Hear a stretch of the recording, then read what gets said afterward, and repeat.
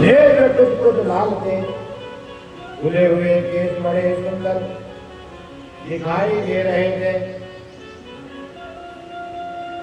उत्तम भाव से प्रकाशित होने वाले उन जगदम्बा को भली भांति प्रणाम करके दक्ष विचित्र वासना बलियों द्वारा उनकी स्तुति करने लगे।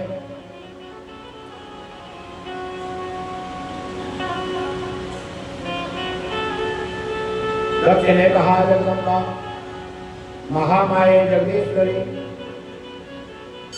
महेश्वरी, आपको नमस्कार है।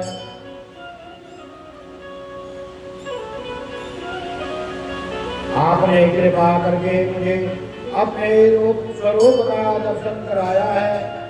भगवती राधे मुझ पर प्रसन्न होइए, शिव रूपिणी प्रसन्न होइए, भक्त भरतकायनी प्रसन्न होइए। जगन्माई आपको मेरा प्रणाम है। ब्रह्मा जी कहते हैं, हे नारद, संयत चित्त वाले दत्त के प्रकार स्तुति करने पर महेश्वरी शिवा ने स्वयं ही उनके अभिप्राय को जान लिया। वो भी दत्त से इस प्रकार कहा।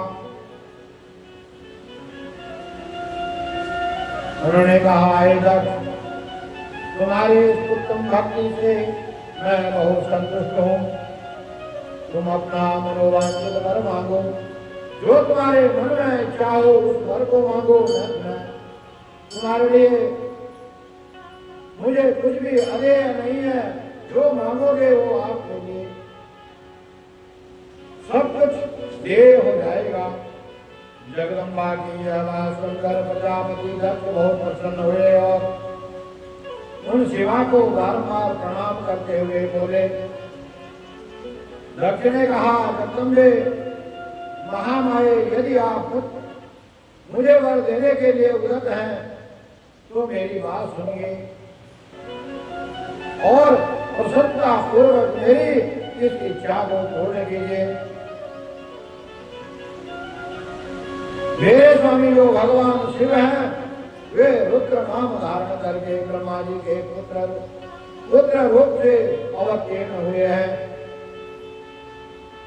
वे परमात्मा शिव के पूर्ण अवतार है, परंतु आपका कोई अवतार नहीं हुआ है। फिर उनकी पत्नी कौन होगी? अतः शिवे आप भूतल पर अवतीर्ण होकर उन महेश्वर को अपने रूप में लावण्य से मोहित कीजिए।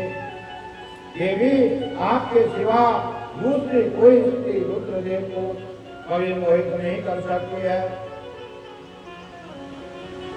इसलिए आप मेरी पुत्र होकर इस समय महादेव की पत्नी होइए। इस प्रकार सुंदर लीला करके आप हर मोहिनी भगवान शिव को मोहित करने वाली बनिए। हे देवी, यही मेरे लिए वर है। यह केवल मेरे ही स्वार्थ की बात नहीं है। ऐसा नहीं सोचना चाहिए।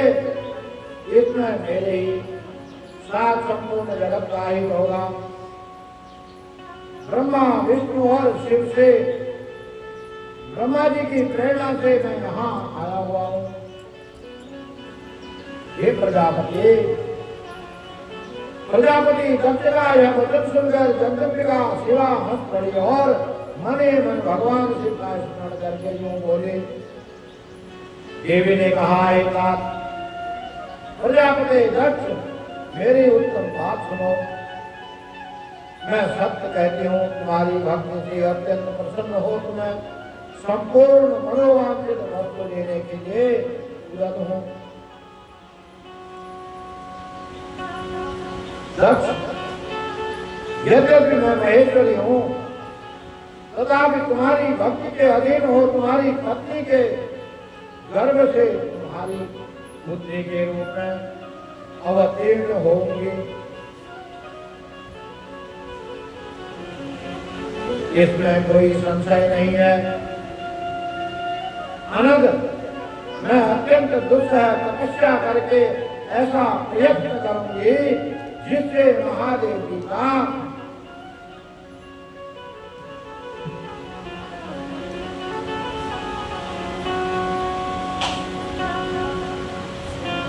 वर पाकर उनकी पुत्री, उनकी मैं पत्नी हो जाऊं, इसके सिवा और किसी उपाय से कार्य सिद्ध नहीं हो सकता, क्योंकि ये भगवान सदाशिव सर्वदा निर्विकार है, ब्रह्मा और शिव विष्णु के भी सेव्य है।